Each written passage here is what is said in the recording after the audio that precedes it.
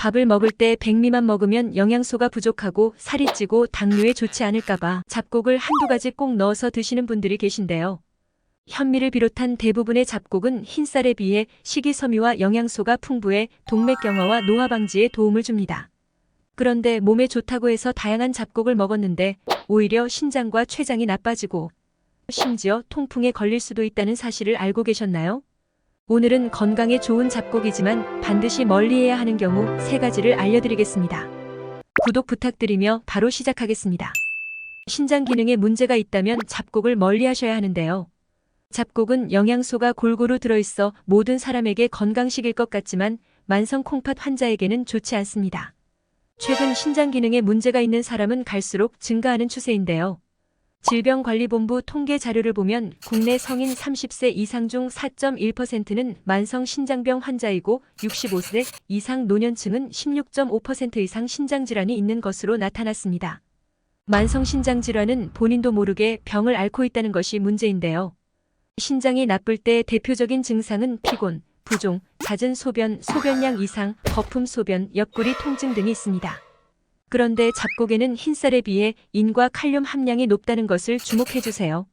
현미를 비롯한 잡곡은 흰쌀에 비해 인 함량이 4배 정도 높고 검은 콩은 칼륨 함량이 10배 이상 높습니다.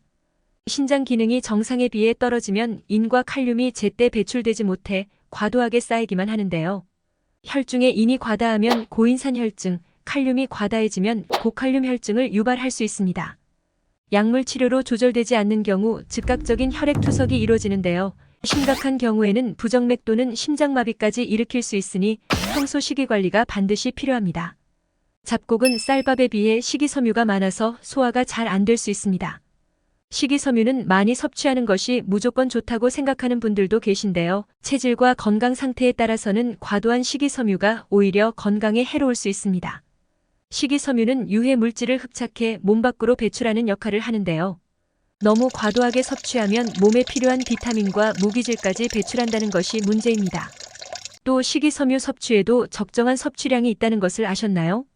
성인 기준 하루 20에서 25g의 식이섬유가 적당한데 잡곡의 경우 100g당 15에서 20g의 식이섬유를 포함하고 있습니다. 그런데 우리는 식사를 할 때 밥만 먹는 것이 아니라 각종 반찬을 먹고 과일까지 섭취하는 경우가 있는데요. 그렇게 되면 하루 식이섬유 섭취량을 한 끼에 초과할 수도 있습니다. 잡곡은 식이섬유와 단백질이 풍부해 포만감을 오래 지속해주는 장점이 있지만 소화 기능이 떨어지면 속이 더부룩할 수 있습니다. 또 과다한 식이섬유는 대장에서 분해되는 과정에서 수소, 탄산, 가스를 유발해 장을 자극할 수 있습니다.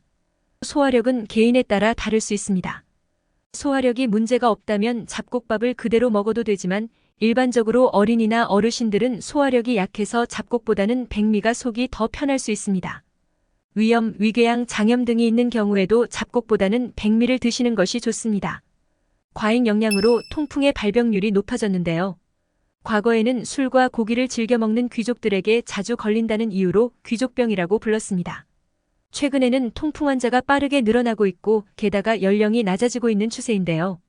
통풍은 혈액 내 요산 농도가 높아져 연골, 핏줄 등에 쌓이면 통증과 염증을 유발하는 질병입니다. 일반적으로 잡곡은 건강에 도움이 되지만 퓨린이 백미보다 높아 통풍 환자에게는 추천되지 않습니다. 두릅, 아스파라거스, 자몽, 키위, 콩나물, 두부 등 일반인이 건강식으로 찾는 음식들이지만 통풍 환자는 멀리하는 것이 좋습니다. 그렇다면 잡곡은 어떻게 드시는 것이 좋을까요? 잡곡과 백미는 비율을 잘 맞춰서 드시는 것이 좋은데요. 보통 백미와 잡곡의 비율을 7대3으로 하는 것이 적당합니다.